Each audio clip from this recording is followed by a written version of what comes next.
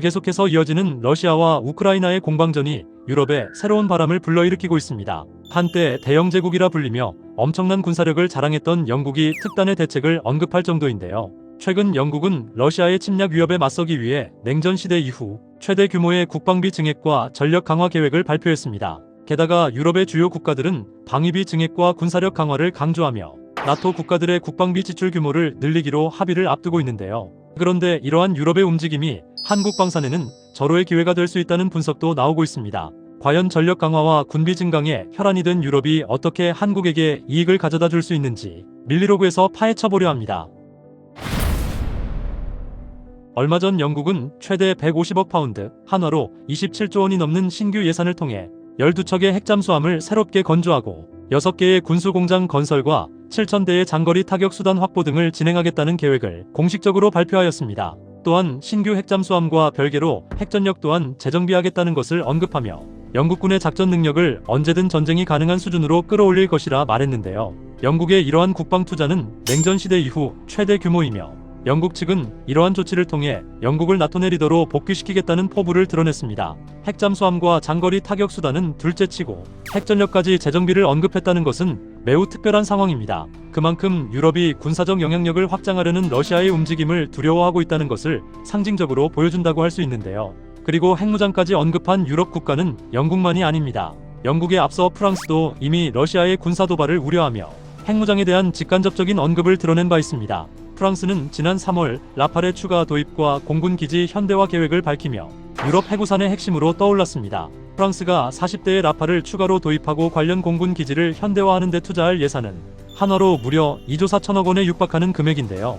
또한 프랑스는 차세대 라팔에 기존보다 2배 이상 증가한 960km의 사거리를 가진 신형 초음속 미사일을 장착하고 핵탄두를 탑재할 계획입니다. 더욱 놀라운 점은 이러한 프랑스의 움직임을 두고 독일 측에서도 지지의 목소리가 나왔다는 점입니다. 두 번의 세계대전 이후 군사적 문제에 대해 항시 조심스러운 입장을 드러내던 독일마저도 유럽의 안보를 위해서는 자신들의 국가에 핵탄두를 탑재한 라팔을 주둔하는 것도 찬성하겠다는 의견을 드러낸 것인데요. 여기에 더해 독일에선 아예 4년 이내에 러시아와 나토의 군사 충돌 가능성을 경고하고 있습니다. 독일의 합참의장은 2029년 이전에 러시아와 군사적 충돌이 발생할 수 있으며 자신이 군에서 복무한 40년간 지금처럼 위험한 적이 없었다는 의견을 드러냈는데요. 영국, 프랑스, 독일 등 유럽의 주요 군사 강국들이 모두 러시아의 군사적 위협에 한 목소리를 내고 있는 것입니다. 그리고 이에 따라 나토는 국방비 지출 비율을 최대 5%까지 높이는 방안을 검토하고 있습니다. 그렇게 되면 나토가 지출하는 국방비 규모는 최대 1,000조를 넘나드는 수준의 추가 비용이 생겨납니다.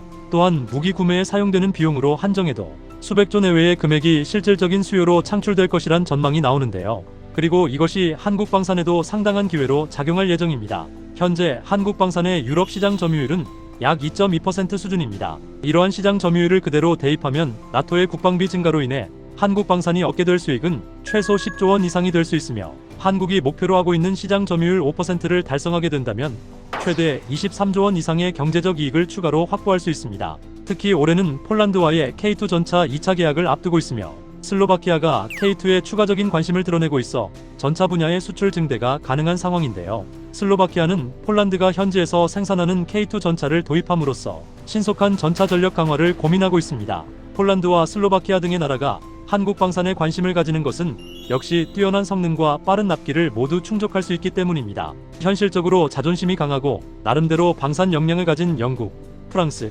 독일 등이 한국산 무기를 대량으로 구매하는 것은 실현 가능성이 희박합니다. 그러나 동유럽 국가들은 상대적으로 무기 개발 능력이 부족하고 방위 산업 인프라가 충분하지 못하여 주요 무기 체계를 수입에 의존할 수밖에 없는데요. 그렇다고 독일 등이 한국처럼 대규모 무기 생산 체계를 확립할 때까지 수년을 기다리는 것은 지금의 안보 상황에서 매우 어려운 일입니다. 결국 지금 당장 우수한 무기를 공급할 수 있는 나라는 사실상 한국이 유일하다는 의미입니다. 따라서 한국은 국방비를 증액하는 나토 국가 중에서도 무기 조달이 급한 동유럽 일대를 적극적으로 공략할 필요가 있는데요. 한국이 방산 시장을 확대하기 위해서는 독일이나 프랑스 등 기존의 유럽 방산 강국의 견제를 저지하고 다양한 파트너를 확보하는 것이 더욱 중요합니다. 나토의 방위비 증액이 한국 방산의 성장에 어떤 영향을 미칠지 귀추가 주목됩니다. 영상이 좋았다면 구독과 좋아요 부탁드립니다.